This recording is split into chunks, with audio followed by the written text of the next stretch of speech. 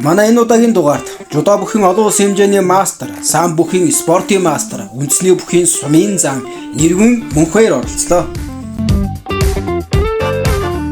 Спортод хэн таныг хөтөлсөн бэ? За Ууганбаатар гээд үеэл ахтайгаа нэг дэлгүүр хийсч яваад багшин дээд тэр спорт барааны дэлгүүр оронгуудаа гарах замдаа яг зар хараад тэгэнгүүтээ шууд уцаар ярингуудаа л багшин дээд дээр байдаг гэхэр нь ороод солон гэрэл багштайгаа яг анх уулзсан да. Спортын амьдрал тань тохиолдсон хамгийн баярт мөч. Баярт мөч гэвэл 2019 онд Монгол улсын аварга болол амар их баярлсан да. Гэр бүлийнхэн тань бидэнд цаг гарах спортоо болоо гэвэл яах вэ? Гэр бүлийнхэн маань жудаа бүхэд амар дуртай хайртай болохоор нэг тийм юм хэлнэ гэж ер нь бодохгүй байна. Тэгээд ер нь бодож байгаагүй.